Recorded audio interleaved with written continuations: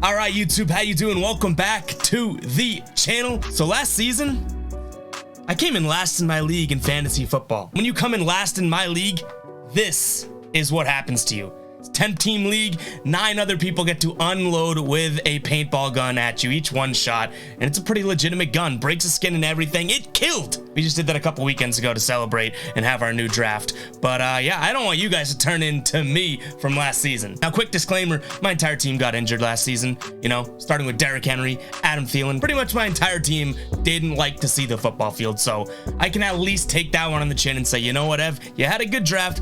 Things just weren't on your side that season. The year before, I actually won the league, and it's a pretty serious league, so I do know what I'm talking about to some degree. And today, I don't want you guys to turn into me. I don't want you to end up like me. Bunch of blood on your back. No. I'm giving you 3 guys to avoid in your fantasy football drafts this year at the wide receiver position. We're going to jump into those, and these 3 names I really do feel strongly about. You know, they could play well. I'm not going to sit here and be like, I can see the future, but I'm saying the risk is not going to be worth the reward. Let someone else take the risk. Let's jump into that list, guys. Before we do, make sure to hit that subscribe button. I would greatly appreciate it. We're on the road to 11,000 subscribers. We're going to do a pretty cool giveaway once we get there. So hit that subscribe button, comment down below your number 1 wide receiver that you're going to avoid in your draft this season, and I look forward to seeing that. So let's jump into number 1 on the list.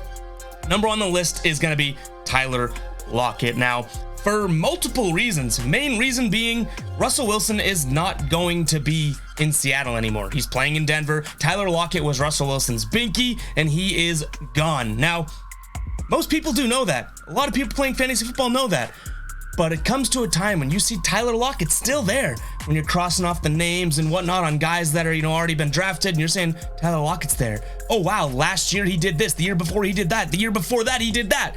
That all could change. It's not worth the risk here. Do not let his historical value fool you. You don't even know who's going to be his quarterback heading into the season. Drew Lock or Geno Smith?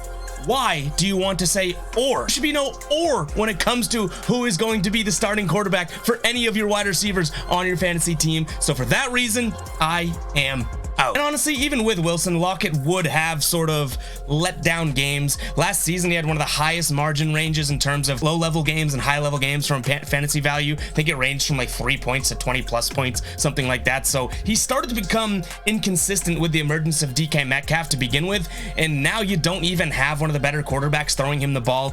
I'm gonna pass on Tyler Lockett this season. Avoid him. Next up, Michael Thomas. Oh, but Ev, this guy was one of the best. Yeah, back in 2019, he's had off-field issues, on-field issues, issues with injury, all that stuff. Michael Thomas hasn't done anything in the last few years. The last time we saw him have a successful season was 2019. We're in the 2022 season. Michael Thomas, I am absolutely avoiding. Obviously, there's some turnover there at the quarterback position. I do think that Winston is going to be able to be a, at least a sufficient quarterback for that team. So unlike the Lockett name there, I don't think that this is a quarterback issue or an offense issue, anything like that. It really is a, oh, well, Michael Thomas is healthy. He's returning to the camp and team and all that. He's going to go off like he used to. Wide receiver 28 right now?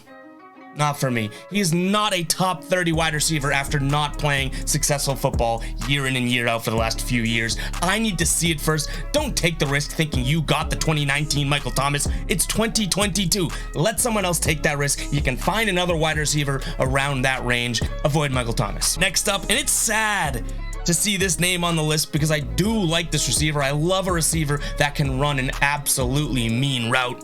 But Amari Cooper, 27th wide receiver right now, and I think that's absolutely too high for him. He's got the talent. Do not get me wrong. He has the talent for sure. But Deshaun Watson's going to miss most of the season. Deshaun Watson is the only thing that was keeping Amari Cooper fantasy relevant in my mind. Jacoby Brissett, no thank you. I don't love that quarterback play for Amari Cooper. I don't want my wide receiver run relying on Jacoby Brissett only to, 11 weeks into the season, get Deshaun Watson in there and maybe throw off all the mojo, all that type of thing. I don't want the risk. Let someone else take that risk. And he's wide receiver 27 right now. I think that is a little bit of a reach. If he's there at 35 to 40, sure. He won't be though. Tannehill. Let someone else be the dummy that drafts Amari Cooper this season. Those are the 3 names that I got for you guys. Quick video. Hope you guys do enjoy it. Make sure to hit that subscribe button, like the video, and let me know if you do agree or disagree in the comments down below. Catch you in the next one. Peace out.